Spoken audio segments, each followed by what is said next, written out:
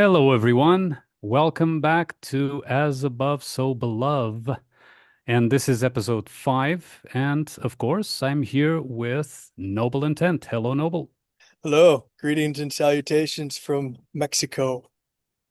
Yeah, I heard already because we talked a bit before that everything is peachy over there, although you had some work to do, which is part of life. And are you ready now to move to the next sign? We stopped the last episode at Leo. So we moved to a sign that is very relevant to you since it's your ascendant, Virgo, right? Indeed. Um, and so would you like to, comment first on what Virgo is in terms of archetypal value and mythology and so on? See, absolutely. Oh, did you catch my Spanish coming through there with the C instead Yeah. of the yes? Sí, por supuesto. That's one of the 24 words that I've mastered so far. I'm a slow study when it comes to languages. But yeah, Virgo, near and dear to my heart. Yes, as you said, it's my ascendant or rising sign. So therefore, it's in my first house. For you, it's in your 12th, and it's also very relevant to you because Saturn and North Node reside there. But before we get into that, yes, let's talk about the Virgin. All right. Mhm. So so Virgo is a mutable. It's a mutable sign, and as those who have joined us in the past throughout this series, they'll know that mutable essentially means flexible, changeable, the opposite of fixed. And so the feminine energy is um, quite present in the sign of Virgo, and it's as I mentioned the Virgin. It's uh,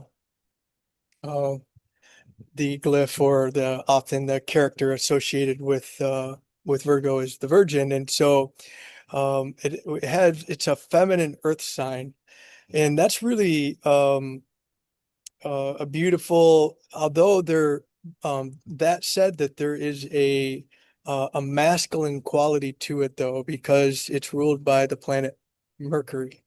So let's see, we went through Gemini last time, and so Yeah. we know now that several of the personal fast moving planets they rule two signs, right? And so Mercury is the Lord, the god or the ruler of the planet Virgo, or excuse me, the constellation of Virgo.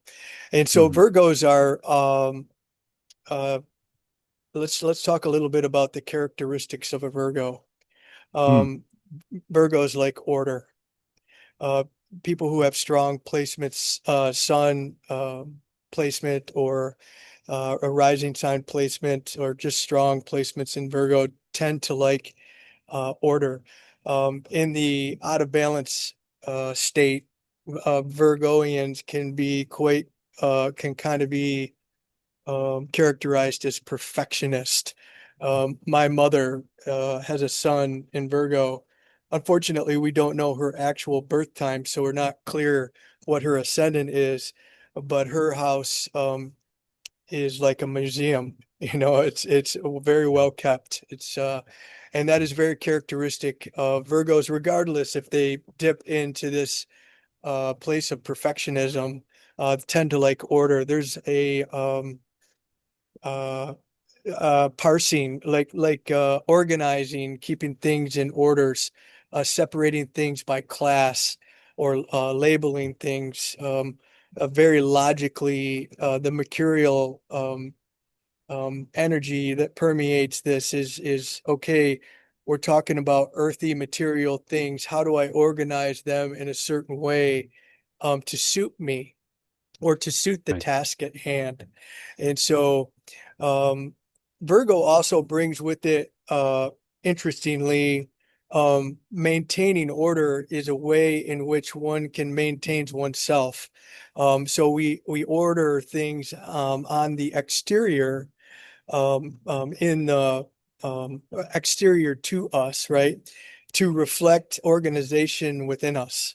And so, um, it's a as within, so without, right?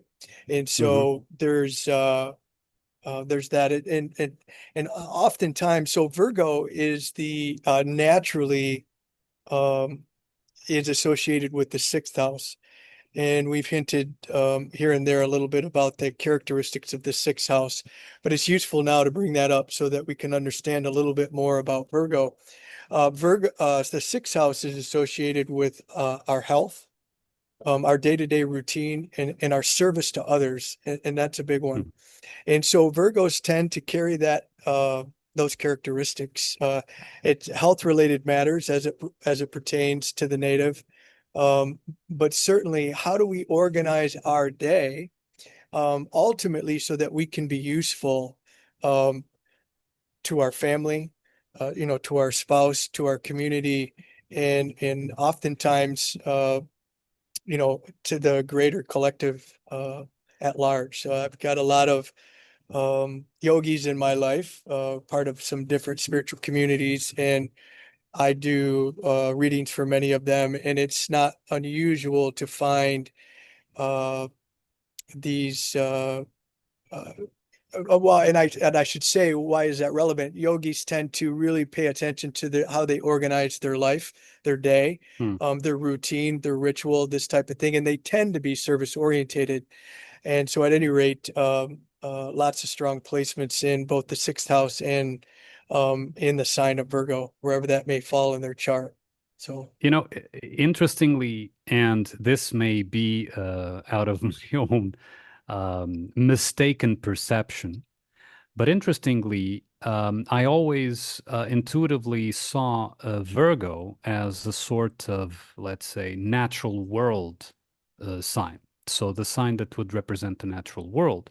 And of course, yes, the natural world has its own very particular order, even if it looks chaotic, to the perception of someone like a human being. But its characteristics then, when reflected in what astrologers say about it, kind of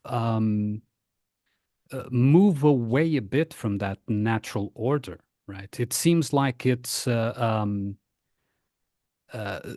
again, I say this can imply that my perception is wrong, but it's sort of how to order humanly the natural world instead follow already existing natural world, be in balance with it. And I'm not saying this as a negative thing or anything, more perhaps to correct what would have been my wrong perception. But I always had this idea of, Virgo being sort of Mother Nature, of sorts. So the natural order of the physical world. And when astrologers talk about it, it always seems that it's an order that is humanly applied, right? Is there a contrast, or both can relate to one another in some way? yeah, I think both apply. There's Mm, of course, Virgo is it's a feminine sign, right? And so, excuse me, well, yeah, we've discussed that already, but it's a feminine earth sign. And so uh, literally, it is one of the three signs that represents the earth, which often I think many of us will associate that with nature. Yeah. Um, mm, and that we can extend that into what we say the material, like the material. And nowadays, I think that's a fair assessment on your side, Armin. And I think though, because um, of the way that we've been conditioned materially in this realm, in this world these days, I perhaps it has to do with the flight to urban centers. Perhaps it has to do with conspicuous consumption, and I think there becomes maybe it's Virgos tend to operate in the, let's call it the inorganic material, right? mm, And so mhm. maybe there is many of those Virgos in the world who bring their skills of organization, of Right. parsing things out, which is, if we've talked about this before, this is the mercurial aspect of Virgo is celebrated in the world, right? The mind, the intellect, Mm. the ability Hmm. to Hmm. parse and organize and separate and label and therefore quote unquote control. So I do think that that Virgo is most certainly associated with the organic natural earth.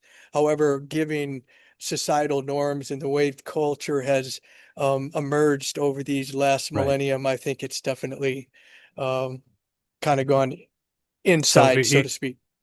it would probably organically not be an uncommon sight to see strong Virgo people being, for example, gardeners or farmers or that kind of thing, where there would be a direct contact with the natural world and a relationship with the natural world, so an understanding of how the natural orders itself, and they would perhaps choose to follow that in order to not establish themselves, that to feel of service, like you were saying, right?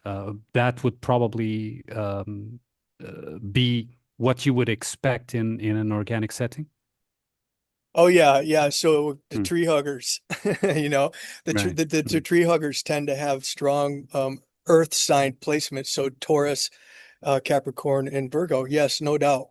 Um, but then again, if you're not in an agrarian culture, if for whatever reason you happen to be raised in an urban setting, or perhaps you're an intellectual, a mercurial intellectual, you're going to Mm. bring these mercurial Virgoian characteristics into the workplace. You're going to be perhaps you would be a computer engineer, or Mm. an accountant that works with spreadsheets and organizes things. And Right. like for example, I have a very good friend who is a physician.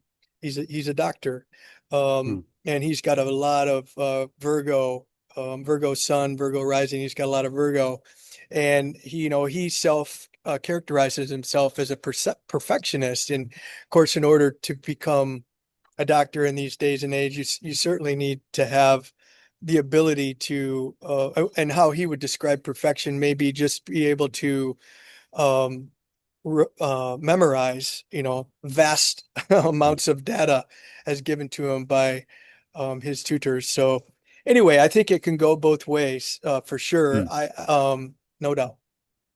And another thing, actually, it was one of the first surprises way back in the day when I started to look at astrology, and it wasn't anything serious back then. But it was one of the first surprises was to discover that Virgo was ruled by Mercury, because I always thought it has to be Venus. Right? It was that association of the, virgin beauty with Venus, although Venus is not necessarily virgin in that regard, of course. But I always thought that the characteristics that were described were more Venusian than mercurial, because of course, as the name implies, Mercury, that's the root of the word merchant, for example, right? And so, can you talk a little bit about this misperception or this surprise of mine when I discovered that it didn't make sense to me at the time that it was Mercury and not Venus that would rule Virgo. Could you talk a little bit about that? Is there anything of interest there? Yeah, I think that's fair. I think that's fair. So again, I suspect at this point you've come to pick up a tendency in me, and that's to lean into the elementals um, Hmm. when we're talking about these various signs and whatnot, and they're very important. And so, Virgo having a feminine characteristic, I mean, the feminine as opposed to the masculine is associated with Venus, for example. And so, Hmm. yeah, no, there is a feminine quality that seems to emerge in those that have Virgoian, uh, strong Virgoian placements. And so, um, the, are you familiar with the term metrosexual? Yes. Yeah.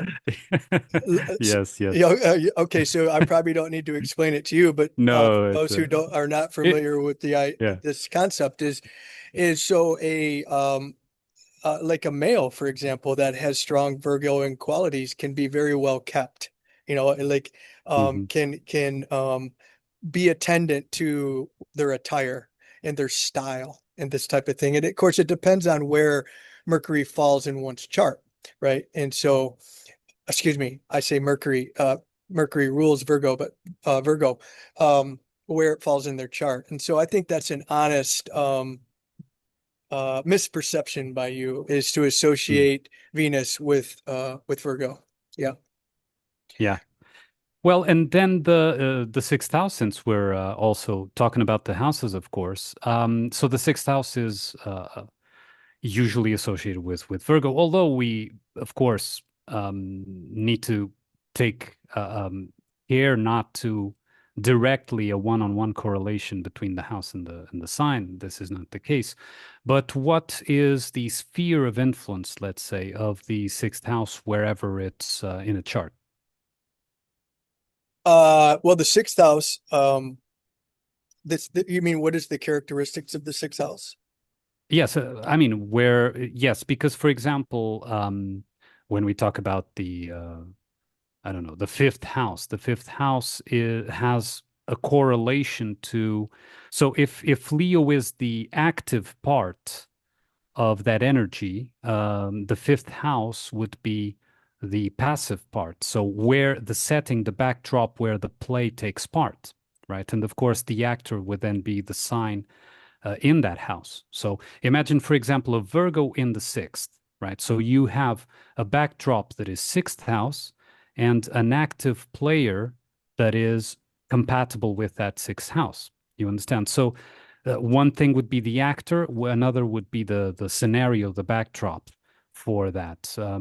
So can you describe a bit of the backdrop? Well, yeah. So um the why one might ask, is Virgo associated with the sixth house, right? And then certain astrologers, namely Hellenistic astrologers, would really push away from this idea. But many modern astrologers these days, contemporary astrologers, will associate Virgo in this case with the sixth house because Aries is the first sign of the zodiac, right? And so Mhm. if we place Aries in the first house, if deeming that it's the beginning of the solar year, the beginning of the zodiac, and when we simply do sign by sign or constellation by constellation, by the time we get around to the sixth house, that's where Virgo falls, right? And Mhm. so, as we pointed out when we were going through the planets, you happen to have Pisces in your sixth house, and so and you have Virgo is actually in your 12th house. It's on the same axis, so your 6th 12th axis here um, Mhm. is again to beat the this horse is you have all of your signs are essentially mirrored or reversed because you have a Libra ascendant, whereas Aries in a for an Aries ascendant would be in the first and Libra would be in the seventh. And of course, yours is the opposite. So, Right. to your question, the the sixth house as a house, regardless of the sign that's present, is characterized by one's the native's health, the native's day-to-day routine. And this could be their work routine, their health routine, just their that I get up at this hour and I go to bed at this hour and everything in between. And then the service to others. And so Virgo, the constellation or the sign expresses some of those same characteristics. That said, um, the just some of the same characteristics, right? And so Mhm. So whereas I don't know, am I answering your question here? Yes, yes. Let me give you an example because sometimes it's easier, right? Um, One of the things, and I actually discussed this with Sayo some time ago. One of the things that, looking back at my past, that I found relevant was that the fact that Sun and Mars were in Pisces in the sixth house, right? Um, and when I look back at my um, personal history, particularly during childhood and teenage years, um, it was clear looking back that I was sort of, like the daydreamer, intuitive, creative artist type um, that was placed in an orderly office where accounting office, right? So, in the sense of the active part, which in this case would be Sun and Mars, were of one quality that was placed in a location, let's say a backdrop, that wasn't entirely compatible. And this is not necessarily a bad thing because it taught me a lot, right? So, as we've spoken in the past, sometimes what is seen as a bad placement or an incompatible placement is actually something that gives you a lot of tools further on, right? But so giving the example, a concrete example, and we can use that to, talk about the sixth house. You see there Sun and Mars, and then also the South Node in the sixth house. And in fact, looking back at my childhood and teenage years, and I've talked about my relationship with my mother in previous episodes, it always felt like, the way that I would take action wouldn't be in the correct place to do it. You understand? The backdrop wasn't favorable for the type of action that I wanted to take. Does that make sense? Would that help you with this explanation, this Yeah. example? Oh yeah, by all means. Right. So Hmm. this imaginative, dreamy um being that you are, intuitive, sensitive, that type of thing is very reflected in the environment that is brought forth by Pisces, for example. And so yes, you have the planets of action. You have the fire of the sun and the fire of Mars, right? The Hmm. doers, right? But doing what is kind of what we're getting at right here. Is Hmm. the doers there, um, that in this world, doership is celebrated by those who can do like uh, accounting, right? And so you're Hmm. just not that type of masculine doing isn't your thing. And so you have a feminine kind of the arguably one of the more intuitive signs in the zodiac, the more dreamy signs, kind of the absence of boundary in Pisces, right? In your sixth house of your day to day, where your sun is and your Mars is. Now, um, we know after countless hours of conversation that um we can do being, right? Like Yeah. we can, and that's kind of a phrase I guess that's never slipped out of my mouth, that I think you got it right. It's just like Hmm. our doership is being, um being introspective, being intuitive, being dreamy. Contemplation, I think, is a fair word for you. So Hmm. we haven't got too deep into this, but the South Node is nestled in right in between your Sun and Mars, right? The South Node tends to, in modern Western astrology, it suggests areas that we've mastered, or that we can fall back into and be relied upon, right? The North Node tends to be where we're heading, in this particular incarnation. Generally, it's associated with our mechanism within us, the desire mechanism within us, is actually one of the mechanisms that pulls us in this particular direction.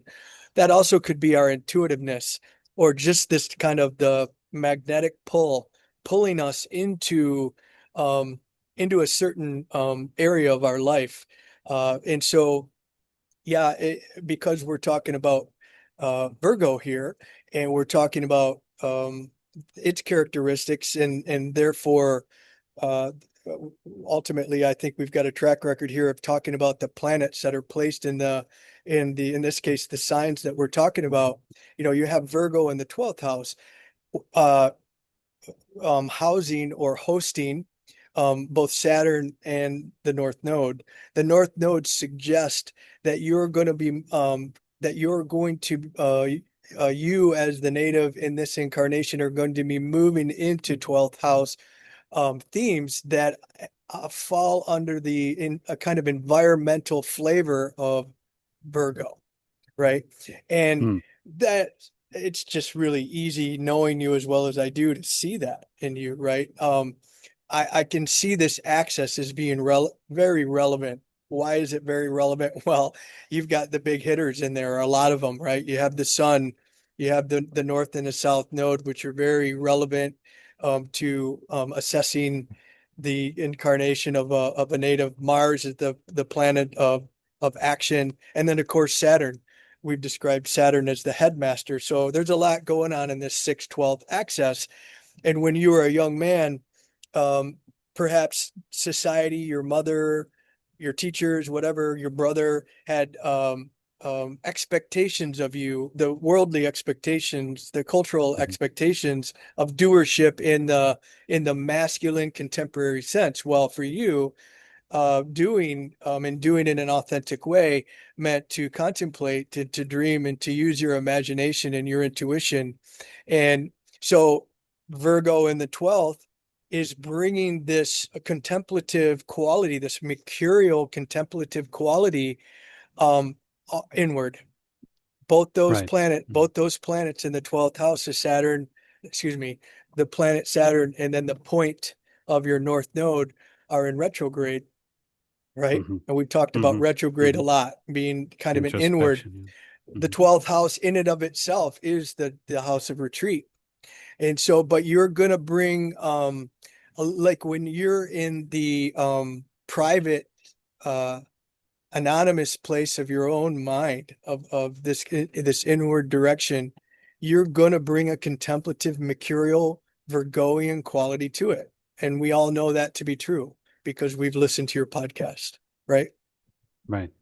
Right. So yeah, I think that's always helpful to have an actual example of a house where it sits. For example, if you wouldn't mind sharing, where is your 6,000? Which sign and planets are there to give a contrast of another example? Because I think that the sixth and 12th house are actually the hardest to explain, perhaps. At least to me, they are. Could you give us that example too? Yeah, yeah, absolutely. So let me just I can pull me up. I mean, if you don't mind Oh, sharing, but don't mind at all. Don't mind at mm, all. it's always useful to. Yeah.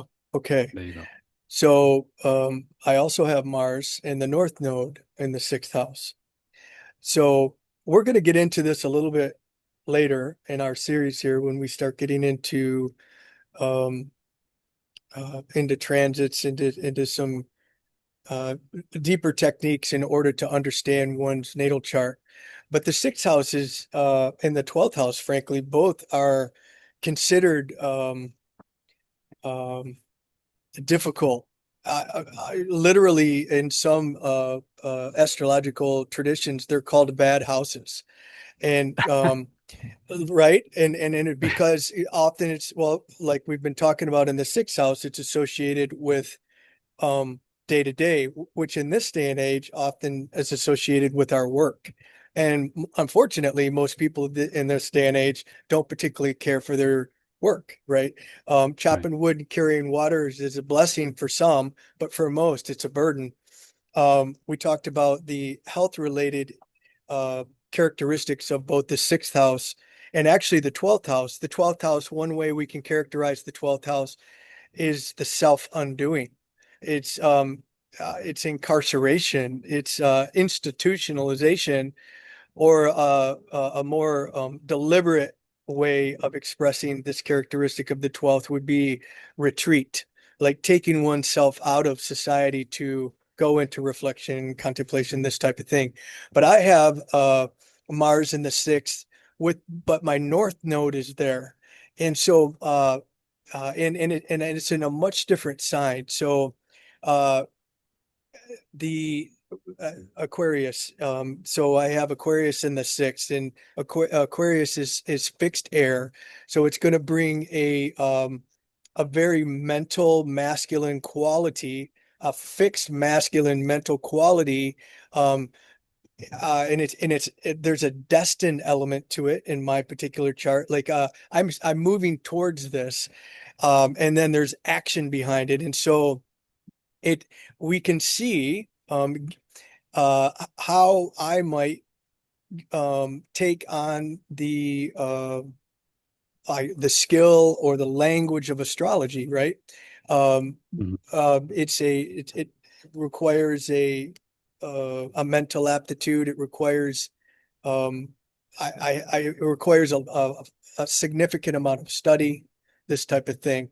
Does that help? And Does then, that example help? yes, yes, and then Saturn, which is the ruler of Aquarius, is in trine, and it's in Gemini, which is the mental sign. So it's mental for sure. Oh yeah, The quality of that action. you're a quick study, brother. That's exactly right. Yes.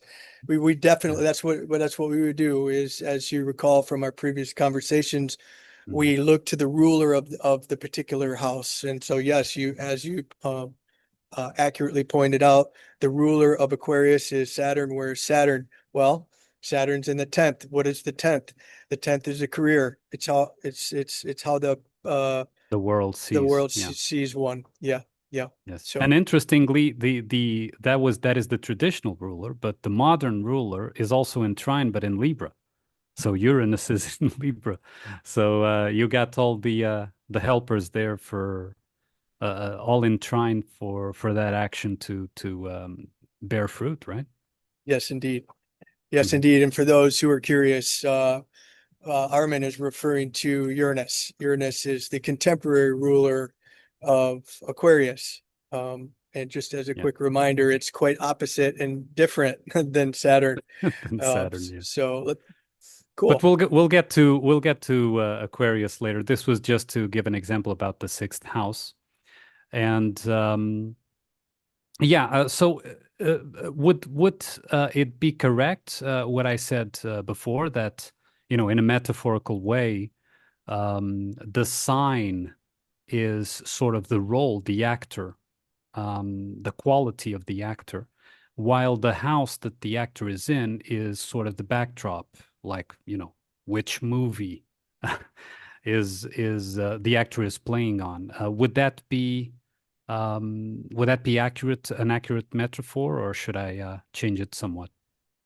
Yeah, you have a tendency to beat your own drum when it comes to these metaphors, as we know with your and I think it's how do we assign meaning to certain things in order to understand it. And so Right. the house really contains the characteristics like the thematics, Hmm. the particular themes of one's life, right? Mhm. And again, the sixth house is chop wood and carry water. The 12th house is retreat. Let's go there. So the flavor of that, I like to say the environment of that, is of your sixth house is Piscean. So Right. it's yeah, well, it's watery. It's more of this emotional or intuitive or sensitive, right? Mhm. There's those sensitive qualities. So when you were using your example of if you were trapped in an accounting course or in front of a ledger sheet, you know, maybe you would go beyond the task at hand. The task at hand is to crunch the numbers, and that being your day to day. But maybe what you want to think about as a Piscean, right? Sixth house person, you might want to think about the numerology and the reasons that the numbers are the way they are in the first place. Does that make Right. sense? Yeah. Right. So yeah, it's a sort of challenge, let's say, because it's like, I don't know, a rom-com actor playing in a western or Yeah. something like that, right? Yes. So that's the kind of thing I wanted to say. Like you have an actor with, that has established in a certain genre, let's say, and all of a sudden he's given a movie that and a character to play that is, completely supposedly incompatible with his qualities. And what does he do with it, right? So that's the kind of thing that the metaphor wanted to convey. But yeah, so I understand and see that it's not that wrong, at least Oh what I no. was no. Yeah, like so here I would say your son, think about it's your son. Your son is in the six, your heart, your conscious awareness, your dharma, your reason for being, right? Mhm, Happens to be in your sixth house of doing. What are you going to do? Well, um, you're doing more of Piscean type things, more intuitive type things, right? Yeah. mhm, When it comes to your day to day, when it comes to your service to others. And so we kind of have those three components coming to tell us a story there. So right, right, um right. back to Virgo, Hmm. Virgo's in your 12th. Um Virgo's the maiden, the virgin, the feminine. Um, Virgo's associated with the fall. That's another characteristic of Virgo that we may need to point out. Um, Literally the fall, the seasonality, um, in and around the September time frame as the we are moving out of from more from more sun to less sun. We're moving into the winter. This is the Virgo is associated with the fall into the underworld. If we were to use that kind of the astrotheology type lens to look at this, and um, uh, so anyway, we could talk a little bit about the relevance of Saturn and the North Node here if you'd like, or we can press on to Libra. What do you think? No, go ahead. Go ahead. Give us examples, and then we'll move to Libra. Okay. Yeah. Hmm. Saturn's uh just the headmaster again, the boss, the one that keeps us in line. It's form, boundaries, limitations, restrictions, caution, borderline fear in some cases. But it also tells us where, as I'm assessing a native's chart, someone's chart, I'm going to look at some key components in order to try to understand what they're meant to do or what they're more inclined to do in this particular lifetime. The sun is one, the north node is one, the Dharma house is first, fifth, and ninth is one, but then Saturn is also chief, in helping me help the native understand some areas of their life that are going to be of real relevance and real importance, where you're going to learn some lessons whether you like to or not. And so Saturn is in your 12th, and Saturn is going to uh, whether you like it or not, is going to bring some life lessons, some learnings, ultimately wisdom. It's going to bring wisdom in these 12th house themes. Again, the 12th house, self-undoing, um, literally incarceration or institutionalization. I like to think of it more of this is the time to retreat, to move out of society for a Right. while, to my community, from my lover or my spouse or my significant other, just so that I can regroup, this type of thing.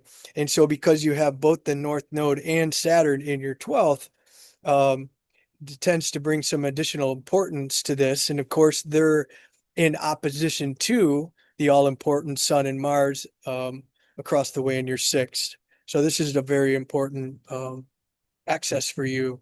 And it's going Yes, and to, yeah, sorry, and relating to what you were saying, in fact, it's one of the things that I don't know if I learned or if it was innate, because to be honest, I don't remember. But one of the things I usually do is I am often, you see me externally, and Sayo can relate to this very well. Often you see me externally doing something that may be a menial task, that may be completely unrelated, but inside I am somewhere else, organizing thoughts about something completely different, right? So you may externally, think, what is Armin doing? Oh, Armin is, I don't know, uh, doing dishes or whatever, right? But internally, I'm not doing dishes. I'm not there really. So it is sometimes it is counterproductive because things may not be done right. But at other times, there are breakthroughs, let's say, in organizing some things that needed some tidying up in another internal sphere, let's say. So I understand by what you were saying. I understand that correlation to my own way of working, let's say. yeah. Let's emphasize the importance of the sign ruler, in this case, Mercury. And it's Hmm. the mercurial, it's a real mental. Um, you and I share this. Like I will do a routine task that needs to be done and solve the world's problems in my head, and it could be vastly different topically. Yeah. Um, so yeah. Uh, okay, I recalled as you were just sharing that I haven't been doing a super good job of drawing on the chart for those who are watching here. But so pardon me for that. I'll try to do a better job of using the tools available to us so that people know which aspects we're actually speaking of. So, any other questions on Virgo or your No, placements in I there? think I think we're good. So let's move to Libra, which is where your sun is. And Libra is ruled by Venus, Yeah. usually associated with the seventh house. And it is, the second sign that is ruled by Venus, the first one we already talked about, which was Taurus. But this one, it's a far more mental Venus, right? So, what would you like to say about? Of course, it's usually associated with justice, but I think that you know there's this programmed misconception of what justice is, right? Because people associate justice with the punishment, the appropriate punishment for a crime. And that is not the case. Justice means that, if you um, sow, you reap, right? In the same proportion, right? And so it's not a matter of punishment, an external punishment, but a matter of, providing a balanced output through in an initial balanced input. Would that be correct to say? Yeah.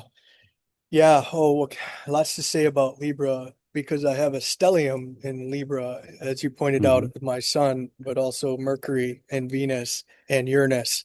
Um, and so Libra's it's the scales. So the glyph that's associated with um with Libra is the scales, which represents balance and equanimity, of fairness, right? And justice in its purest form is supposed to be fair. It's supposed to find harmony and balance at the fulcrum between opposites, right? It's supposed to do that. Now, and so Libras, or people with strong Libra qualities, uh, in clear contrast to its opposite, Aries, tends to balance itself, balance its thinking, balance its words, balance its action, in relation to the other, in relation to those that are uh, in one's proximity. Oftentimes, Libras, or people who have strong Libra placements, can they can be the guy that sticks up for the little guy, that goes when the bully comes in, is picking on the small kid. The Libra oftentimes will come up and give the bully a talking to or an ass whooping, right? And that's in the higher octave. In the lower octave, the Libra can move out of its own authenticity and become shallow and kind of what we call a face man, or can modify its words, its actions, its perspective, its position on things, tailored to those that are in its presence. Like, in other words, one person in private and another person in public, this type of thing. Right. Libra is associated with the Justice card in the tarot. In many decks, it's the 11th. It's in between the 22 cards of the major arcana. Libra's, as you pointed out, is ruled by Venus. Venus, again, sensual, beauty, symmetry, which is another word of saying balance, right? So Libras tend to, those who have strong Libra placements, they tend to have Venetian qualities. They tend to have a certain air about them, a beauty, something, a magnetism that is sometimes not even fully understood. It doesn't necessarily even need to be externalized in what we deem beautiful these days. But I found that there's a need for those with strong Libra placements to, at a minimum, be fair, to bring Mhm. fairness to a discussion, to bring fairness to, uh, when groupthink gets out of hand. Libras who are centered, grounded, and balanced will tend to step in and say, "Hey, guys, we're getting out of hand. We're getting out of balance. We're skewing left or right." And therefore, uh, Libra, or those with strong Libra placements, can be very, very disheartened or very angry about what's going on in the world right now because of the absence of fairness, right? Well, seemingly. I guess it depends on who Right. you're speaking to. For those who have much in the way of material resources and power and influence in these types of things, maybe they think things are quite fair.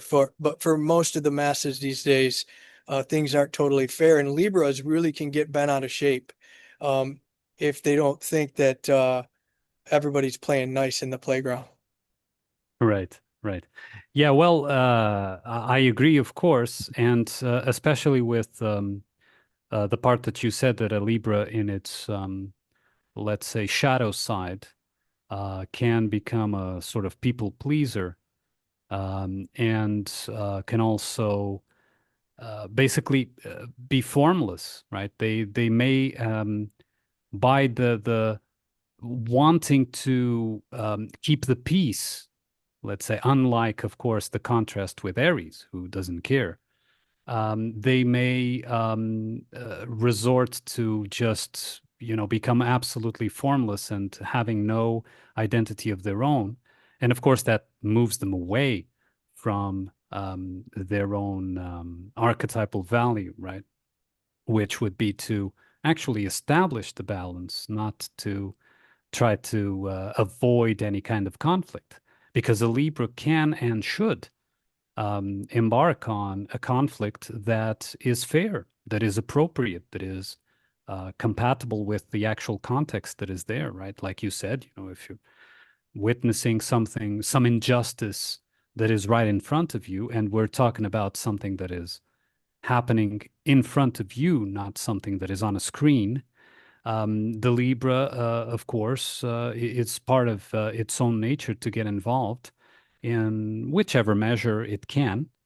But of course, that is directed outward by the world stage and the screen and the stories, exactly to perhaps, move away the attention from the organic life, or what would be the organic life, the organic setting, onto a charade and the play and the masquerade that is basically draining that Venusian Libran energy away from its own vicinity, right?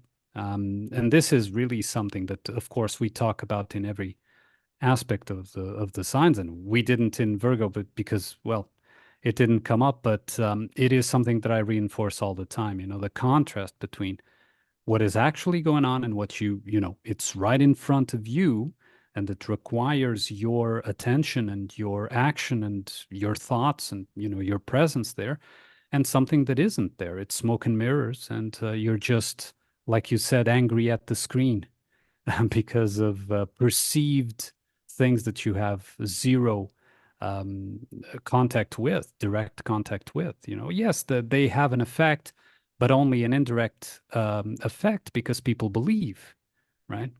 So yeah, yeah, I get what you're saying. You mentioned more pointedly the word conflict, right? And then Right. so I was speaking mostly about the Libras tend to uh, higher octave, those who have balanced, centered, and grounded this energy within them tend to be a champion for fairness. But and as a younger man, I had problems with conflict, right? I what didn't fancy changing my position necessarily in order to cater to the needs of those around me, which is an inauthentic way that a Libra can express itself. But I did tend to for a time shy away from conflict, like if Hmm. just escape from it, just try to avoid it. Um, and so therefore, if I was not in the presence of conflict, well, then I wouldn't have to engage. And so I have, as I become a little bit longer in the tooth and more gray in the beard, worked a lot with this and recognizing the importance of confronting certain circumstances, even if it means conflict, and then practicing staying authentic and true to that which what is that I where I'm at in my own understanding of the way that the world works. And so yeah, Yeah. Libras are beautiful beings. Oftentimes, they mean well and whatnot. They tend to um, respect or appreciate the perspective of others. And whereas Aries, again, the Aries energies tends to just not need validation, not need reflection, not need the input from anybody around them. Libras tend to at least feel the pulse of the group. They tend to, hey, okay, let's see, can we at least attempt at consensus before Yeah. they run away and this type of thing. And Yeah. And as we, so yeah, go ahead.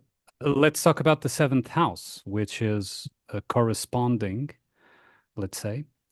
So what is that backdrop? What movie is playing in the seventh house? Is it a rom-com? In your seventh house.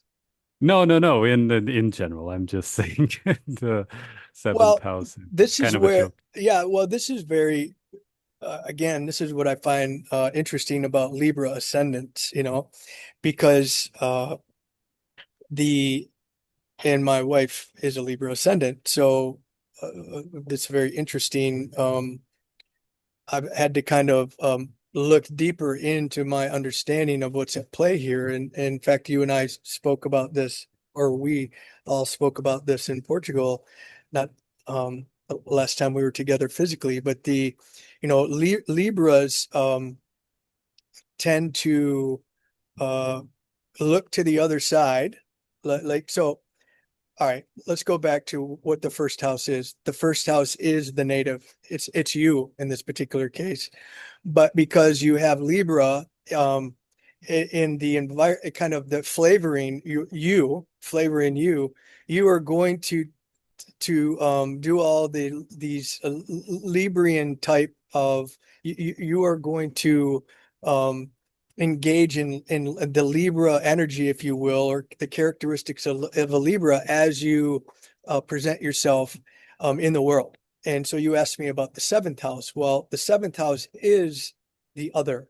It's naturally associated with Libra, right? And so the seventh house, whereas the first house is you, the seventh house would be your spouse, Sayo. It would be the other, right? In my case, it would be my wife. Sometimes this could be a business associated or a really close friend in which we're engaging the world with.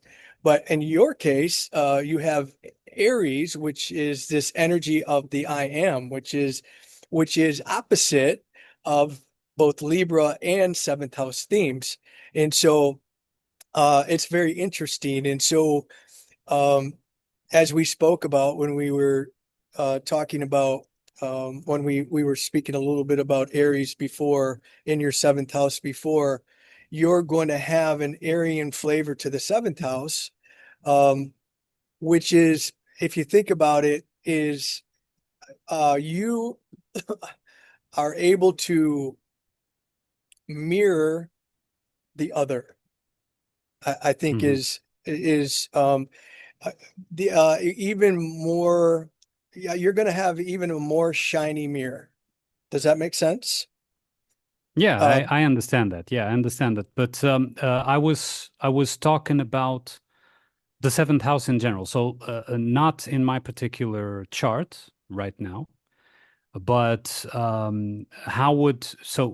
are the themes, let's say? Okay, you already said the other relationships and so on, but in a more organic sense, if we remove ourselves from, let's say, the context of human society, in the natural setting, let's say, the seventh house would be perhaps your family in the expanded sense, no? Of course, the fourth house is the home, so the more um, immediate family, while the seventh would be more expanded type, let's say, of family themes, right? Would this be fair to say, or?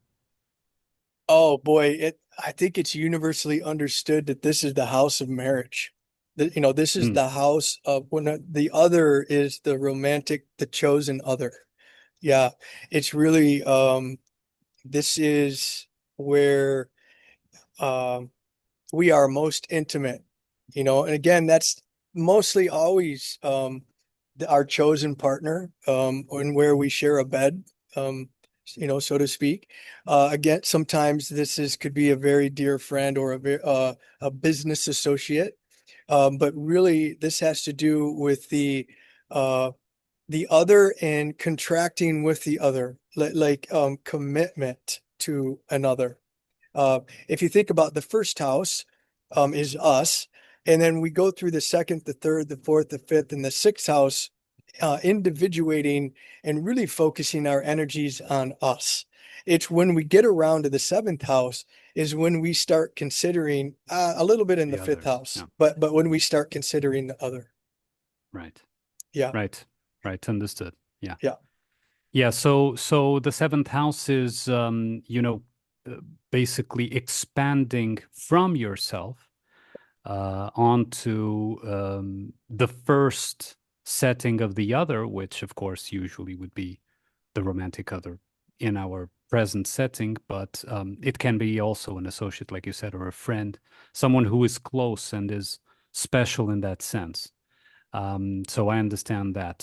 So seventh house themes would be around this interaction with the other with capital O, right? yes, Yeah. yes, yes. And this is, yes.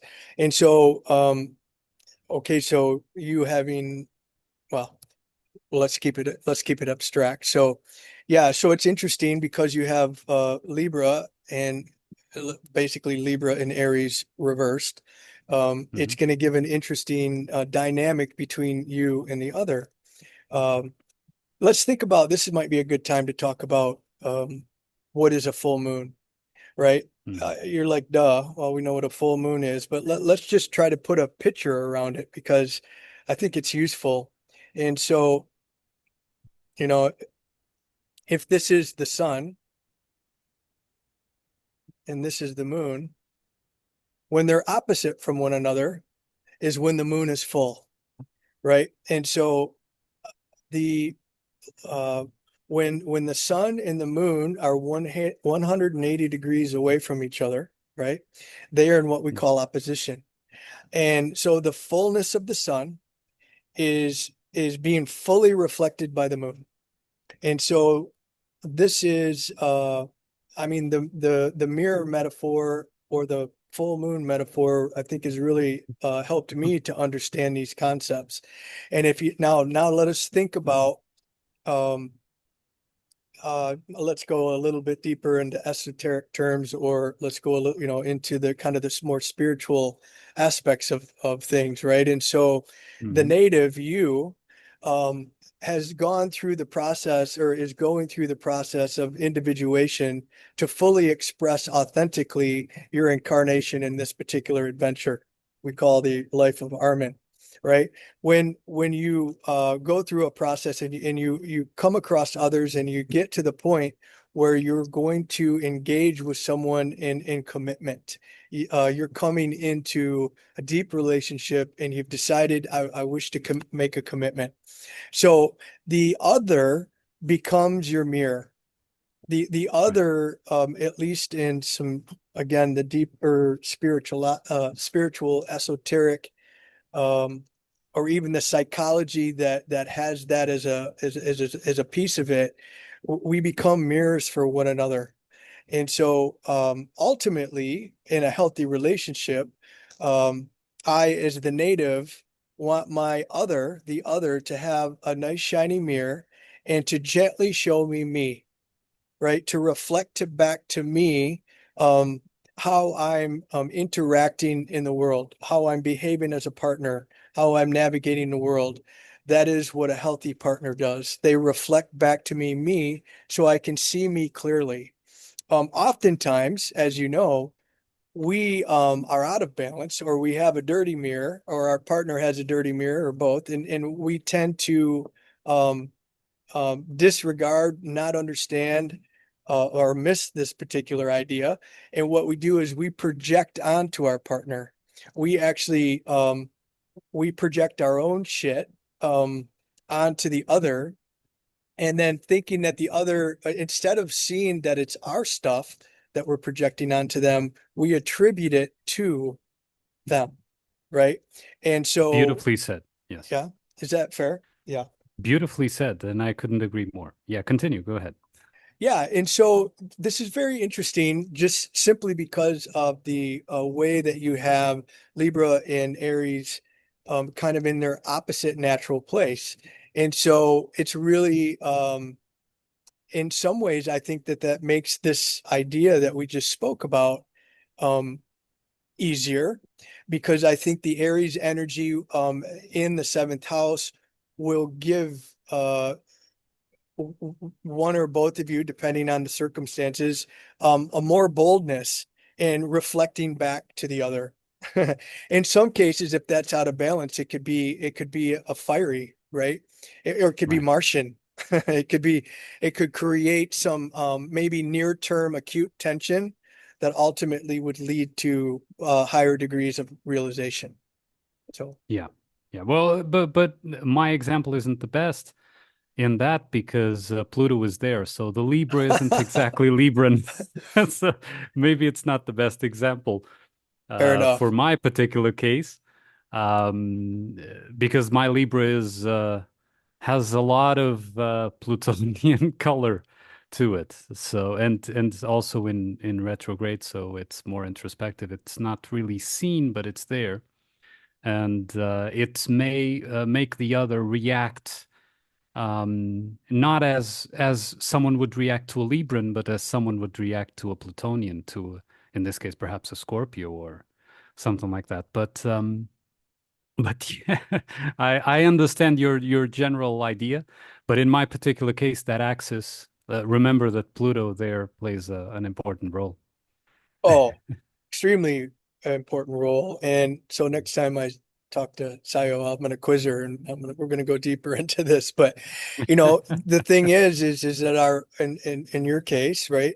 She signed up for this, right? And so she understands that she got a hold of a little Plutonian intensity, the velvet brick we talked about, right? So the Pluto representing the brick and the Libra representing the velvet. And sometimes you reflect back to people things that they don't want to see or hear. But in the long term, for someone as um, bold as your partner to have signed lo signed up for the long term with you, I mean, she's gonna get a fair shake from you. She's gonna get a fair Plutonian Cali-esque type shake from you, Well, Lisa. she's nodding. She's nodding. She's Okay, confirming. So, yes, I believe that you are accurate there. cool. Yeah. So Libra, usually, like we've said, being about the interaction with the others, they tend to manifest as mediators of some sort, right?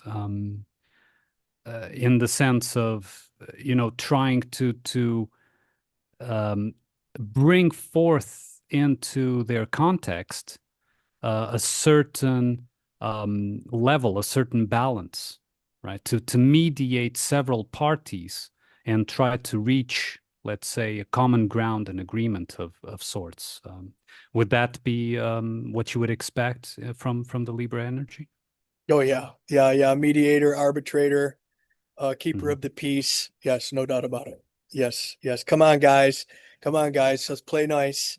And then you'll reflect. Usually what will happen is the Libra will come in and say, okay, and they reflect the summary of one of the participants in the disagreement, for example, and then reflect the other, and then show them the common ground in their position, literally, like Mhm. spell it out for them and say, hey, why don't you guys meet there in that middle where there's lots of common ground?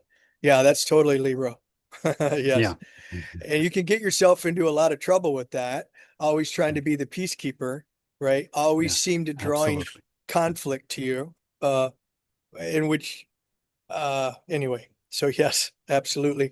Um, let's keep in, we didn't talk about Libra is the element of air. So Right. yes, the Librians like to talk, usually like to communicate, like to think, like to think things through. Usually can, when they're well adjusted, they're good listeners. Like they'll give the other a real fair shake, um Mhm. I'll listen intently to you, and then the Libra will expect for you to listen to, or them to listen to you, Yeah. in return. Yeah. But yeah, definitely a masculine quality to the Libra, but it's got this Venusian um, ruler, so it brings Mhm. a beauty. Yeah. Yeah. Yeah. And well, you mentioned Venus, and it's interesting because Venus is in a degree trine with both the ascendant and Pluto there. So a degree trine, 18 degrees, huh? So that's very interesting. It's going to help out that Aquarian Venus is going to help out the Libra and the manifestation of that Pluto is going to be helped a little bit by that Aquarius, no? Yeah. Yeah. Yeah, and it's in your, so, and that's yep, that's a trine by sign and a trine by degree in your Hmm. Dharma houses. Yeah. And Hmm. so what is Dharma? Again, Dharma has lots of definitions. The one that we'll use now is just more associated to how you play out the Dharma in this particular incarnation. And so it helps us understand, um, how you navigate um, this world. And yes, you so uh, this mediator of sorts that you demonstrate in group settings, the kind of contemplative part of that, right? I mean, there's when we're talking about big kid ideas, right? Mm, When we are contemplating established norms, when I say established, accepted is more when we're challenging things um, at the highest levels of ideas, when we're challenging the notion of what we've been told since we were born, when we're challenging status quo, these types of things, um, we are going to or very possible that as we challenge those, we can create conflict. And so, of course, we already talked about Libras don't like conflict; they like the opposite. And so you need to be to have um, what's the word I'm looking for? Diplomacy. compromise, the diplomacy. Yeah, compromise for Mhm, sure, but mhm, diplomacy and that mhm. Venusian um I think it does, as you pointed out. It does. I think it cools out that Pluto. Yep, and combined in the Libra sign, I think it tempers you speaking the truth. Right, And when right. and when we speak truth to power, and more or less that's what we're doing, brother. I mean, we literally are speaking truth to power, or those who are questioning power, or the way that power is being wielded in this particular time in our existence as beings on Earth. I think we need to do it delicately. Because we're challenging the perceptions of lots of different people, but also we're brushing up against authority or Yeah. could. Yeah. Hmm. So Yeah. Yeah, very, very interesting, man. Now let's move from the air of Libra, the fairness and so on, and we move into a very different territory, Scorpio. Water, but it's boiling water, right? Scorpio is Scorpio is traditionally ruled by Mars, so it's boiling water. It's the water that you make tea with, not the water that you would soak, unless you like the hot springs, which is also good, of course, but not too boiling. I think it wouldn't be a very pleasant hot spring if you if you bathe in that water for too long. But Scorpio, has this image of uh, well, uh, a very sexual sign, which is not untrue, but I think it's overly stated as such, right?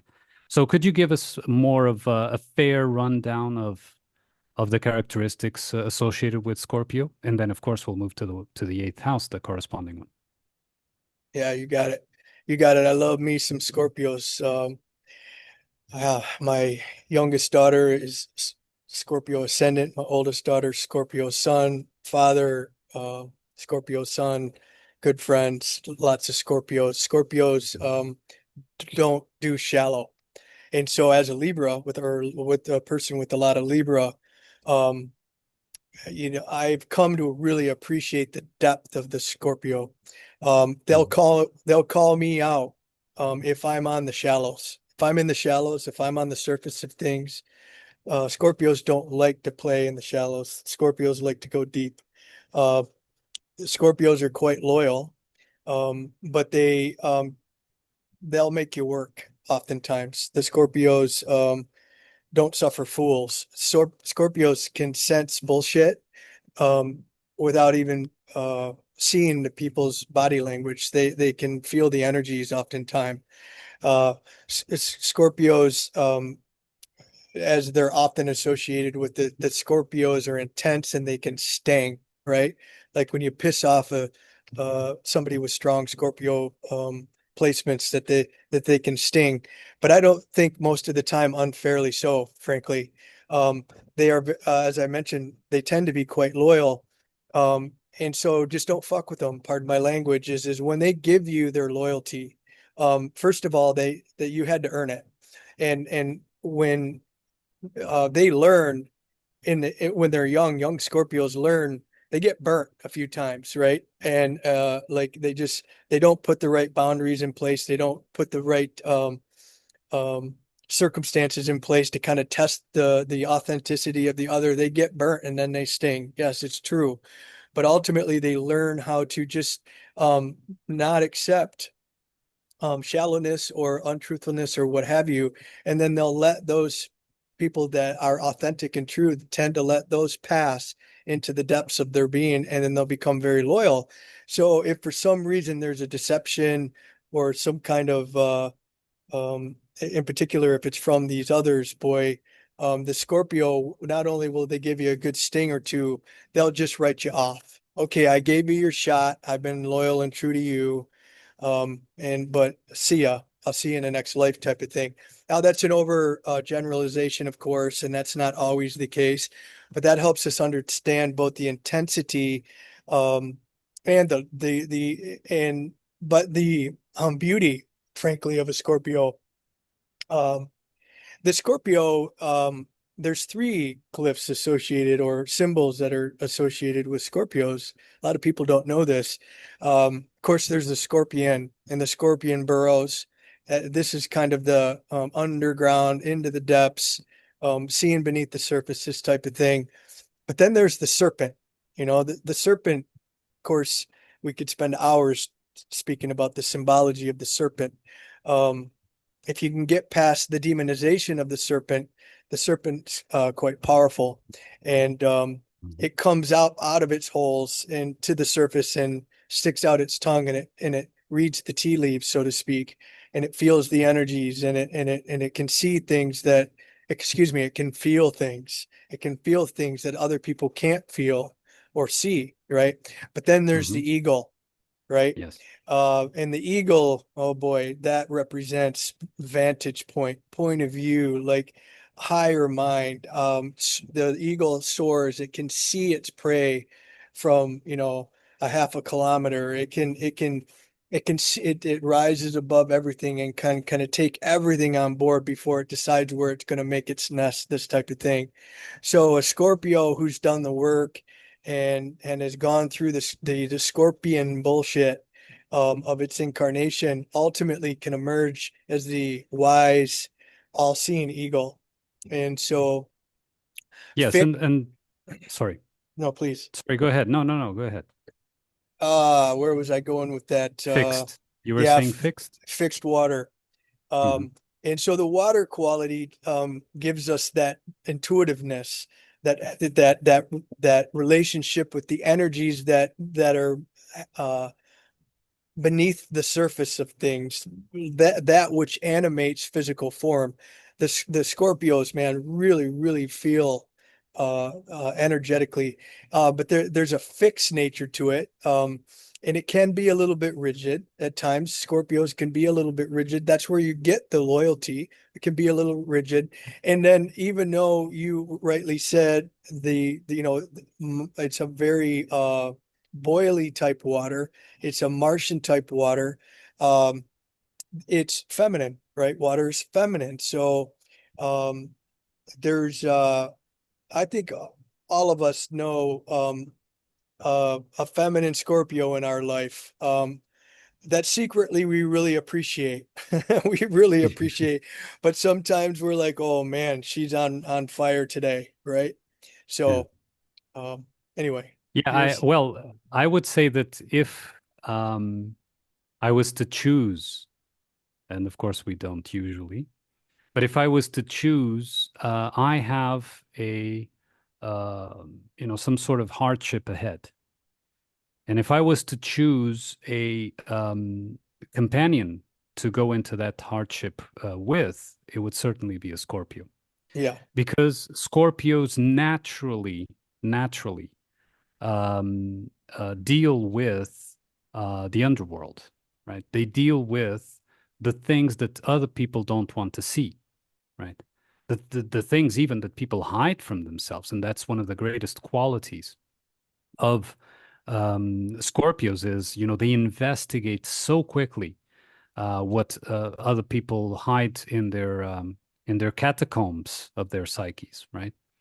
But even outside of the psyche, even in the natural world, let's say, they know, they sense that a storm is coming, right? They sense the danger even before there's any sign of it, right? And so this is the most, I mean, they would, I think, naturally be the sort of sentinels, right? The ones that keep watch, but they keep watch in a way that it's not superficial. It's not just walking the steps, doing the round. It's they would actually see what is going on in those rounds that they would do, right? In that sense, and so that would be, uh, like you very well said, there is this loyalty once you get past that initial barrier, of course, and if you respect them for who they are. But I don't think that there is a as close a friend and as a loyal a friend, like you said, than a Scorpio. Absolutely. This is from my experience, right? So then a Scorpion, I'm not talking necessarily Scorpio sun, but it's one of those things. It doesn't matter if you talk to them every day or if you spend months and then you just meet again. They're there, right? They are absolutely there, and they notice any difference in you that maybe you didn't even notice yourself, right? So this is really the you like you usually say, they don't suffer fools. Yes, but they don't suffer inauthenticity either, Right. which is why I think it was associated with Pluto, right? Because Pluto is exactly the decomposition of that which doesn't hold up. So absolutely. Yeah. Beautiful. Well said. It's the yeah, lots more to speak to with regards to Scorpio. So as you pointed out, and I drew on the screen here, is in the natural sense, Scorpio thematics characteristics are generally associated with eighth house themes or characteristics. And so now let's get into some of those, which we already have, but the occult, right? Mhm. Uh, that which is taboo, uh, entanglement, karmic contracts, other people's resources, other people's money, death and rebirth, uh, sometimes physical death and rebirth, but death and rebirth, like spiritual death and rebirth. Or I was this being yesterday, and as a result of some purification or new realization, I'm a new human. Like literally, I my whole belief system or point of view, philosophy, this type of thing, has emerged anew or has been refined.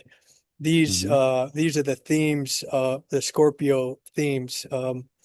The oftentimes there's with entanglement, it's right the seventh. Excuse me, the eighth house is right next to the seventh, of course. This is the depth of the relationship. So, if in the fifth house we're romancing the other, maybe we're playing footsies and kissy face. In the seventh house, we're ready to make a commitment. But the eighth house, man, this is when we're going to swap spit and bodily fluids and share sheets, and we're going to share resources and share a home, and we're going to share every meal together and this type of thing. Now I And see. Now I see what you mean by saying that Scorpios like to go deep. Ha ha ha wait a second, are there any kids present around here? ha. That's funny. And Sorry, yeah, sorry to yeah.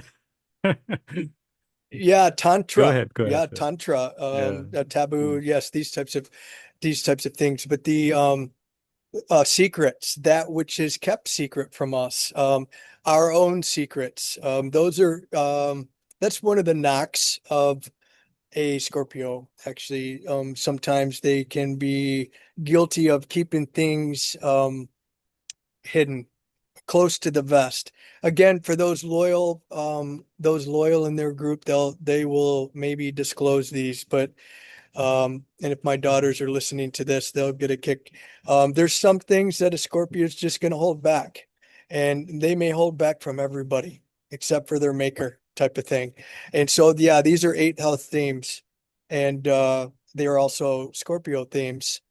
And I think you come by the Scorpio themes, honestly. So let's go back to the example that you brought up when we were speaking about the 6th, 12th access, and we were speaking Mhm. specifically about your 6th house and the Piscean waters that were in your 6th house, and that you tend to have as opposed to banging out spreadsheets like an accountant would, you tend to contemplate, intuit, think through these types of things. Well, as you can see here, there is a nat. Oh, let's not use that one. Let's use this one. Oh, I did it again. Pardon me. Let me just clean this mess up here a little. Bit of a Picasso there. All right. This is the one I'm looking for. We've got a boy, that's a terrible line too. So, but at any rate, there's a trine between your 2nd house and your 6th house. And Hmm. so this that's a natural trine. It's that's the case no matter. And as we pointed out, and I think in the last episode, that the elemental signs are in natural trines to one another. But when Well, this but it the is, I'm sorry, it is a natural trine there with, because the orb is usually 5 degrees, right? So Mars and Uranus there are in degree trine, right? Or not? yes, well, so the trines well, in Hellenistic astrology anyway, you can have a trine by sign or Yeah. and a trine by degree. So arguably you have both, in particular in your natal chart. 5 degrees is pushing the limits, but it's within the orb, I would say. Yeah. Some Mm. people might call that pushing it a little bit too much, outside of 4 or 3. But Oh, I but thought it was 5. Okay. Okay. Sorry. I thought it uh, was 5. Yeah. personal preference. But Ah, okay. the the 2nd house, the 6th house, and the 10th house. Um, these are what we call the Arcta houses.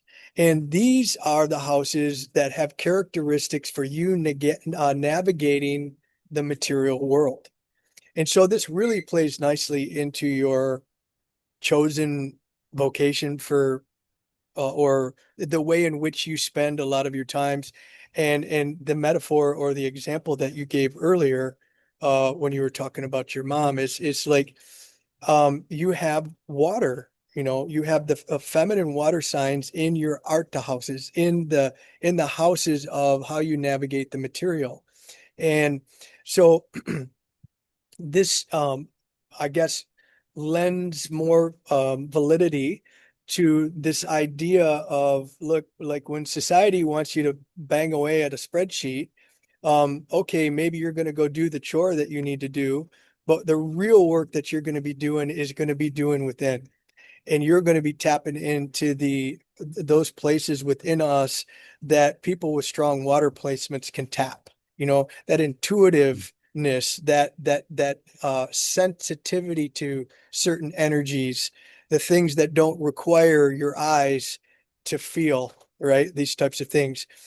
um add. And it's not even even that visible in that particular case, the chart that we're seeing, my chart, because it's retrograde. So it's inward, right? So it's not even visible to others. It seems like nothing's happening, right? Yeah, so if you're referring to the retrograde in Uranus. In Uranus, and there's Jupiter there as well, and the South Node is retrograde as well. Oh, in the trine Uh, signs. Yeah, yeah, yeah, yeah. yeah, yeah. Oh, yeah. Well, yeah, you have lots of internalization in your being. There's no question about it. Let us be reminded now that we're talking about Scorpio, but we have Uranus, Uranus in your 2nd house of Scorpio, and so in retrograde. So as a reminder, Uranus. Um, breaking away from status quo, liberation, breaking the chains that bind, moving away from Saturnian themes, right? Moving away from the box that I'm in. You just don't want to be told how you're going to do your navigation in the material in this Mm, material realm. I mean, if society says you need to do this, this, and this, you're more apt to not, right? And so you have this kind of this Scorpios can be quite bold in their understandings of the way things work, right? It's that fixed quality, that boiling water intense fixed quality. And then you have this Uranian liberating, hey, don't put me in a box quality, right? And this is and it happens to be in your second house, which is the skills that you bring to bear to make your way in this particular life, to kind of to survive. It's mm, how we would make money or resources in order to navigate this material realm. And you're just not going to do it anybody else's way, Armin. You're going to do it your way. And maybe there was a time in your life when you did, but in your authenticity, you're just going to do it the way you do it. Um, and that's okay. And in fact, that's just an authentic expression of you. Is that fair to yeah. say? Did I Yeah, get it you? is. It is. It's actually one of the things that I mostly try to dissect is the money issue. Because I think that there's a lot of programmed focus on money, and people even treat money as if it is an organic energy, when of course it isn't. Um, there can be exchanges um, from, between people, and these exchanges are energetic, and it could be considered, quote unquote, a trade. But money has nothing to do with that. Money is centralized, um, uh, you know, a centralized resource that is completely artificial and agreement based.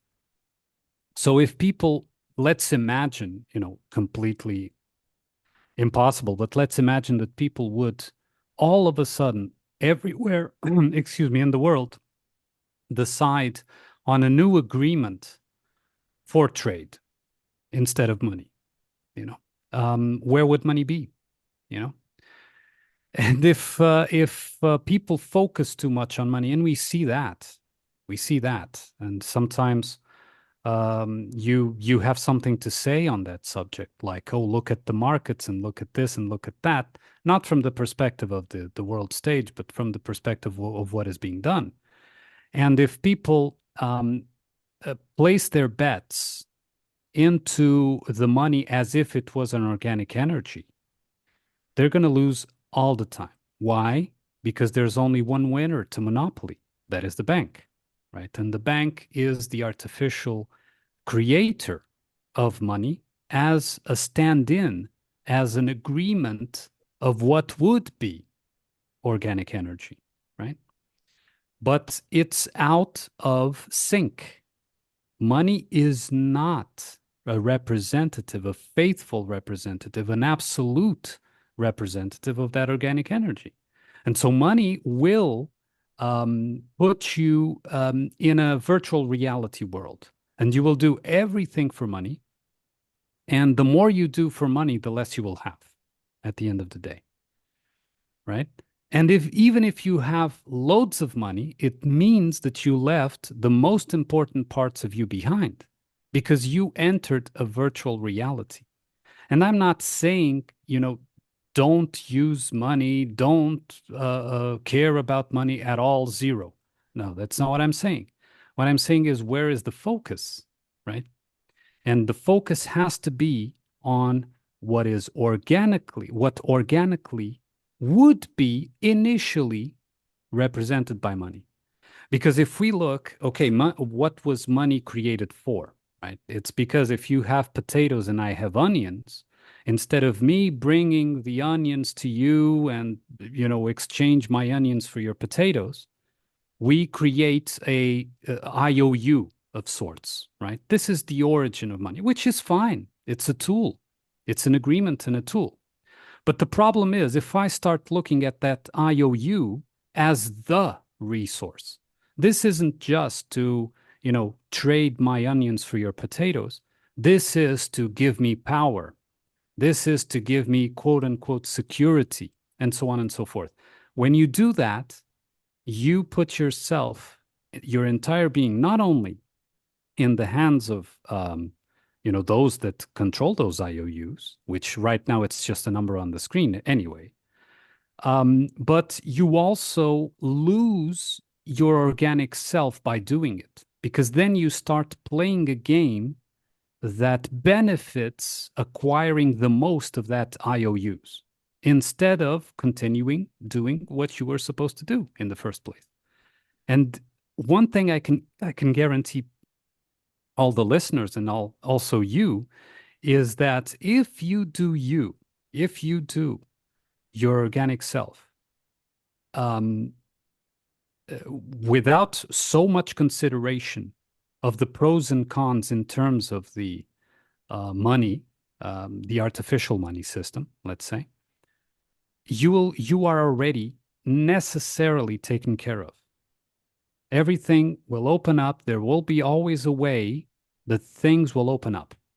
If, however, you move away from yourself in order to play the game, then you're in the hands of whoever controls that game, right? So, yeah, sorry about the rant. No, no, no. That's beautifully said. And ladies and gentlemen, for those of you who are curious, I mean, I just drew it out for you. Armin just expressed a Uranus in Scorpio in his second house, in his Arta, one of his three Arta houses, as in aspect to Jupiter. The MC is his career, the sun, which is represents his dharma, like on a higher conscious awareness level.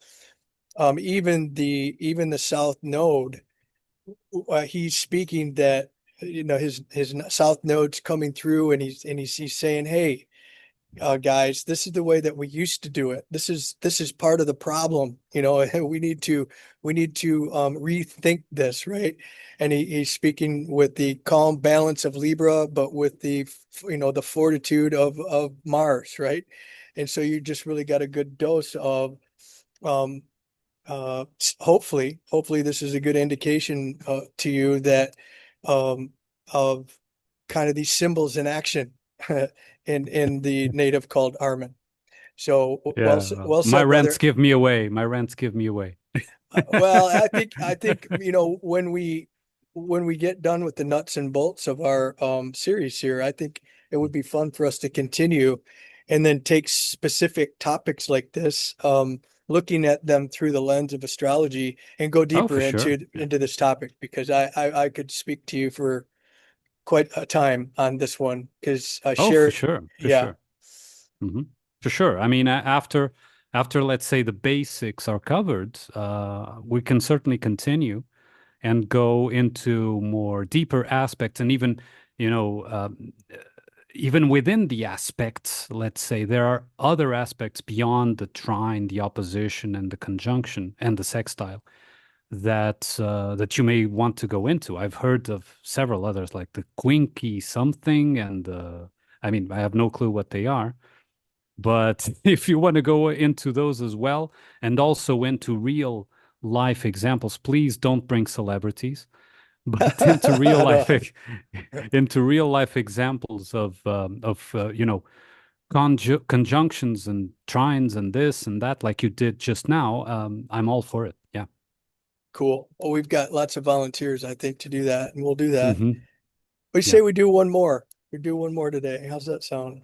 Sure. Let's go on to the Archer Sagittarius, ruled by Jupiter and associated with the ninth house. Usually, in let's say tabloid astrology, Sagittarius are seen as the exaggerators, um, like those that always go too far. They never know when to when to stop, and they do everything they do. They have to do. They have to overdo everything they do, right? I think that's a bit unfair because they are the ones that see the target far away when others don't. This is my intuitive reading, right? So the Sagittarius is the one that when you begin talking with them, they're already, seeing the target. It's like you imagine a scene of, a door-to-door salesman knocks on the door and it's a Sagittarian on the other side, let's say a pure Sagittarian, let's call it like that. And he's trying to talk him into buying something. Before he even begins to speak, the Sagittarius already knows what's going on and already knows what the target of the other guy is. And therefore, he already knows his target, which is most probably, I just want to get out of here as fast as possible. And will do that if needed in a very forceful manner, although very jovial as well, because that is associated with Jupiter. Probably they will crack a joke and close the door. So anyway, this was a bit of another rant, but let's go into Sagittarius, and I'll let the master speak instead of me ranting about things. That's funny. Oh boy. Sagittarius, fire, right? Um, Mutable fire, right? So this is a masculine quality. Um, it's often it's difficult to contain the Sagittarian fire. Like so for it's difficult for the Sagittarian to contain its fire, let alone um a partner or a friend or somebody that wants to contain the Sagittarian fire. For those who have a lot of Sagittarius type of energy, it likes to experience. Now, it's mutable. We talked to mutable a lot today because we started off with Virgo, and there's the flexibility. If we go to the other mutable sign, which happens to be on the other side of um, well, there's four mutable signs, and the other mutable sign that's in this axis is Gemini. The twins, the Geminis, often get a bad rap as being two-faced, or two of them, or what you see is not what you get, or you see one person one day and you see another person the other day. Um, that's really akin more to their mutability. And when, in particular, when you get yourself a grounded and balanced um, a person with a lot of mutable energy, is they can bring different gifts or skills to bear in different circumstances. And as you pointed out, Armin, they can see sometimes beyond the acute. They can see beyond what's right in front, and they can see beyond um, the circumstance, or they could see the forest, right? Not just the tree.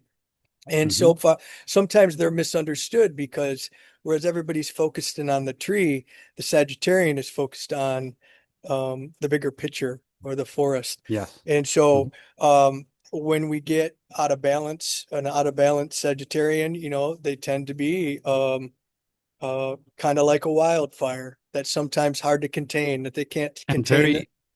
sorry to interrupt, and very far-sighted as well. They can see way ahead. Go on, sorry. Yeah, I think so. And that has to do with their Sagittarius's uh, a general association with both the ninth house, right? And also Jupiter. So Jupiter rules Sagittarius, and we've spoke about Jupiter at length before, but just as a reminder, um, Jupiter is the great benefic. Jupiter is the great expander. Jupiter is another word for Jupiter is Zeus, right?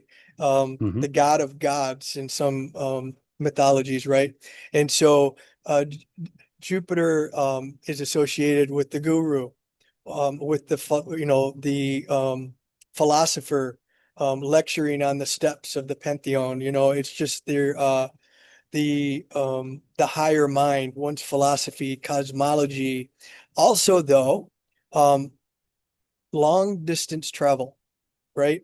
Mm. The Sagittarius, when I say it's hard to contain their fire, it's man, when they want to go do something, they're gonna go do something, or when that means physically, right? Physically, all right, I'm going to Thailand or whatever, or mentally in their own mind, I'm going there, or experientially, hey, you know, kind of throw caution to the wind. Let's go to this underground rave party in downtown Chicago, even though we don't, the Sagittarian can be hard to contain. And at the same time, their boldness in that regard, and again, at the higher octave, them seeing beyond where everybody else can see, they bring a richness and a light, really, this fire. They torch the way, to use the Gandalf in the middle of the mountain kind of Mhm. metaphor. Yeah, yeah. And that's why you usually say, and it's usually associated that the ninth house is, the philosophy of life or the target, the objective of life, which is how I actually see, the placement, for example. And this is, again, my intuitive reading. I'm just talking intuitively, as you know, that I see Jupiter as the objective, excuse me, the objective signaling. For example, a Jupiter in Cancer, like we see in this chart here, is like the objective that this chart is trying to achieve. In this case, would be in Cancer and in the 10th house. Um, but it can be anything. And it's like, it's the target. And the Sagittarius is the archer that throws the arrow. So it fires the arrow towards that target. And he is the one that shows everybody, because everybody is looking and I don't see anything. No, no, I tell you, there's a target there. No, but I don't see it. And then he pulls out the bow, shoots the arrow, and everyone looks, oh, there was a thing there, that kind of thing. And so, yeah, of course they can get lost. And this is perhaps the greatest danger of Sagittarius, not just Sagittarius, but both Jupiterians, Sagittarius and Pisces. They can easily get lost, one in fire and one in water. But if they are, playing themselves, let's call it like that, instead of playing someone else's story, they hit far more often than they miss, right? I would say. Well, yeah, yeah, and let's go a little bit deeper here with regards to you, just because you brought up Jupiter. So Mhm. one of the key tools that an astrologer would use, again, is looking for the ruler of a particular uh, house or a particular theme of your life. So this happens to be your third house themes, is where you happen to have Sagittarius, and so you aptly pointed out that Jupiter rules Sagittarius, and so where is Jupiter? Jupiter's up here in this 10th house for you, and so Jupiter. I don't think we've gotten into this yet, but um, remember when we were talking earlier about bad houses? Well, those are Mhm. in relationship. Uh, I guess in the broader sense, they're in relationship to one's ascendant. The bad houses are for a native. When we're talking about the native specifically, would be the second house, the 12th house, the sixth house, and the eighth house. And the idea behind that is because they're in aversion, or they can't see, the ascendant can't see those houses. And you say, Mm. well, wait a second here, the 12th house and um the second house is right next to the one's ascendant. And why can't they see those? Well, when you're casting your gaze forward, for example, when you're using one of your sensory apparatus, right? Mhm. Your peripheral vision only goes so far, right? What is it, 180 degrees, maybe 200 degrees where you can see. And so, in the same way, there's an aversion to our eighth house, and our sixth house is said to be an aversion to our first house, because we can't, it's not making one of the important aspects that we're going to talk about in a forthcoming installment here. It's Mhm. not making a trine, it's not making a square, it's not making a sextile. And so in this particular case, you have the ruler the ruler of your third house is Jupiter, and Jupiter is in your 10th house.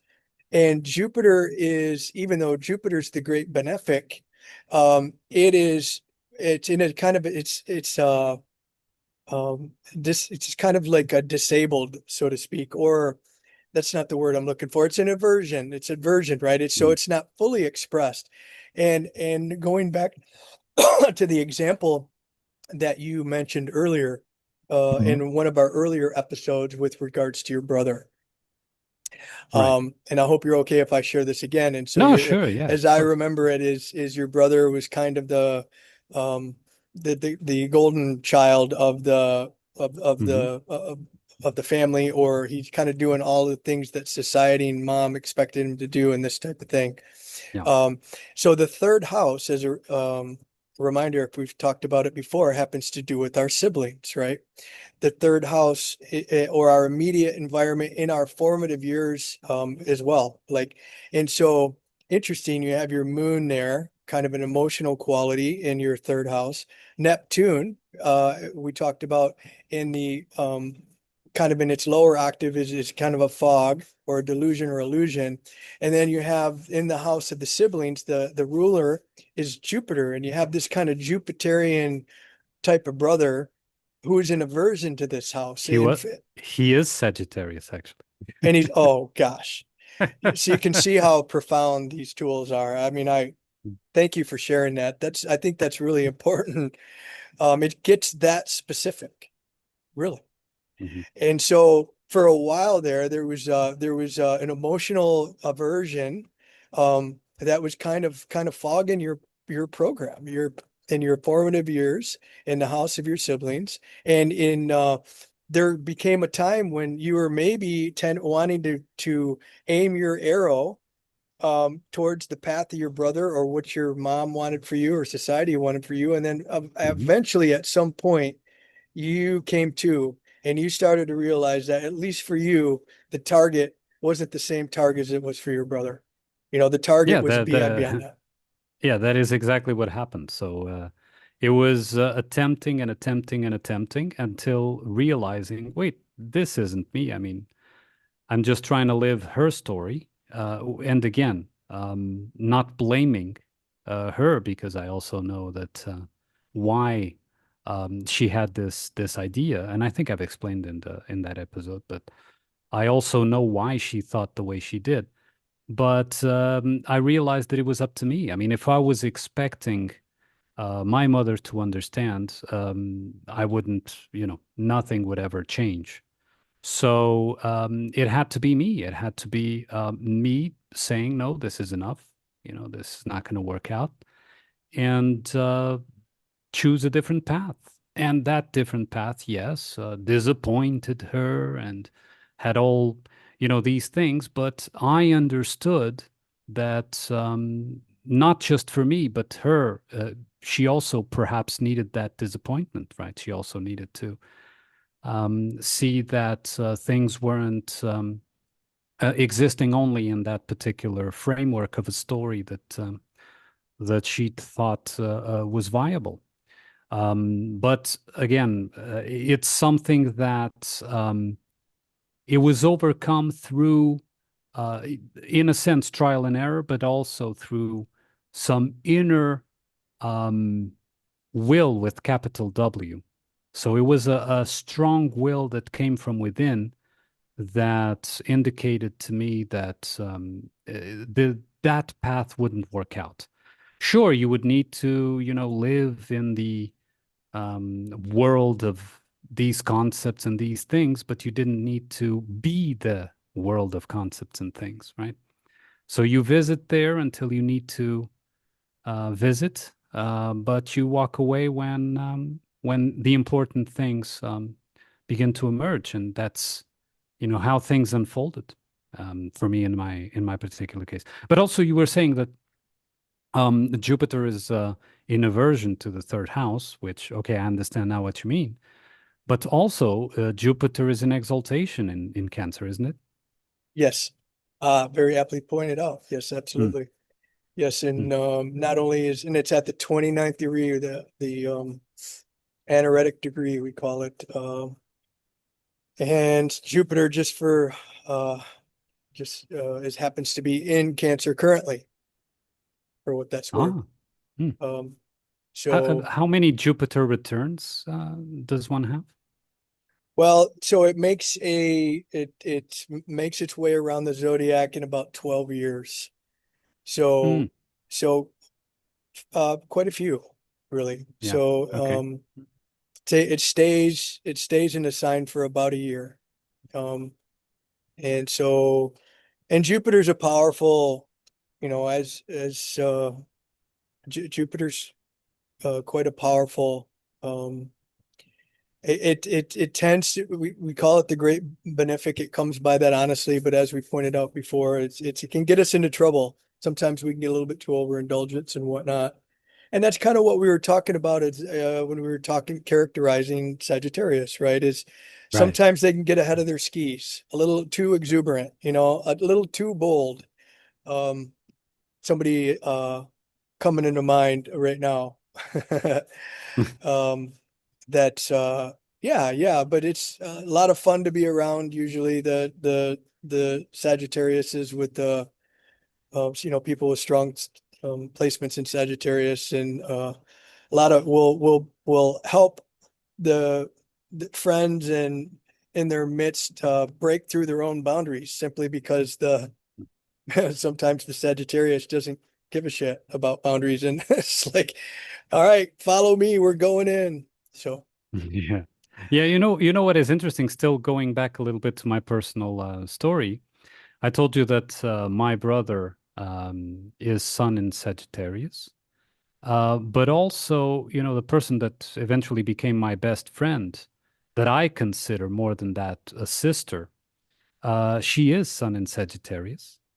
And I must say that she was key in my traversing this path towards reaching where I am now. mm, She helped me tremendously, not always amicably, but she helped me tremendously to show it's like I was saying of pointing towards the target. She helped me tremendously pointing towards the target and seeing, oh, that's the target then. You're pointing in that direction, aren't you? And I was, oh yeah, right, you know. So the two Sagittarius energies, in contrast, in my particular life story, one as an example of that I couldn't reach, right? The target that wasn't for me, and the other one as the target, showing the target that was there for me. So I just wanted to bring that up as, the archer qualities of the Sagittarius, of seeing that far-sighted target way, way, way beyond that you can't, beyond the horizon, even if needed. yeah, beautifully put. Thank you for sharing that. I think these real world examples really bring it home. They really bring it home. The Yeah. power of this language of astrology. I My wife just got a Vedic reading. Um, Mm, and one might ask, well, why does she need to get a reading from a Vedic astrologer when you're an astrologer? And it was in part and parcel because of the deep overlap between these systems. And in part, it was a way for us to get a third person, um, kind of an objective third read on some right. things that we're going through. And of course, I was an observer there. I was watched through the recording, and it's just using the same symbols and the same basic structures with some significant differences, giving different weights and different to different symbols in different ways. And I just never more than ever was I uh, can like so enthusiastic about it. Doesn't matter which system one chooses if you've got pure intent, if the Mhm. person that is helping you interpret these symbols has a little bit of experience in pure intent, then these two similar but vastly at the same time different systems can yield a very, very similar result. They can really give some important guidance. And so those of you out there that are hung up like I was, truth be told, in the very beginning years ago, kind of hung up on this idea that I needed to get the right system. I had to, um, before that I could spend so much of my life on this. This is really important divination type, giving me direction on life type of thing.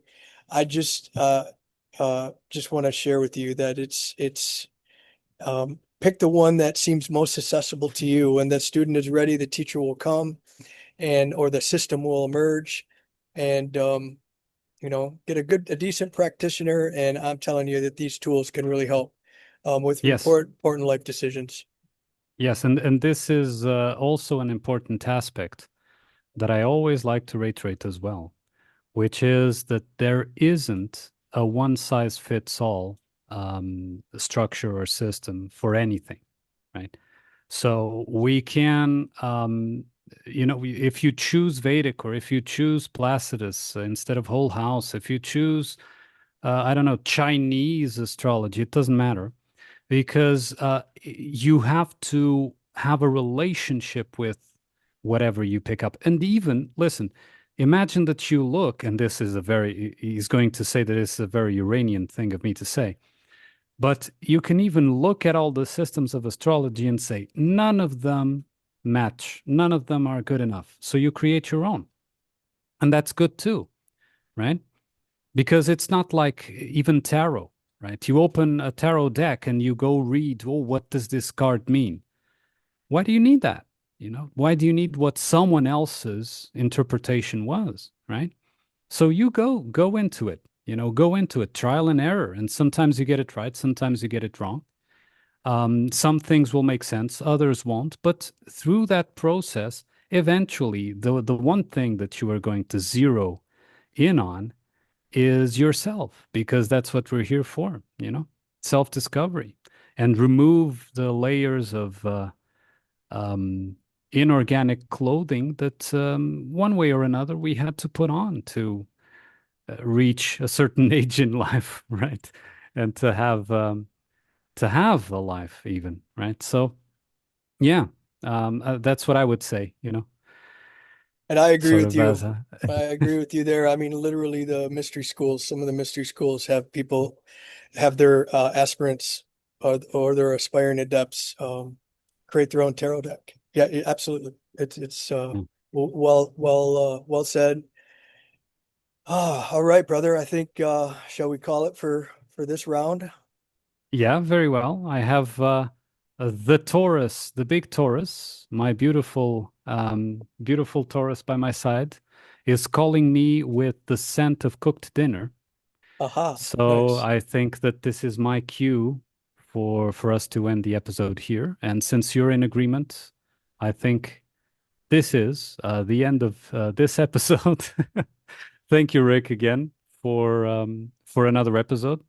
We'll arrange something for the next one you can. And thank you for all the listeners. And I hope to see you all here next time. Very good. It's my pleasure, brother. See you next time. See ya.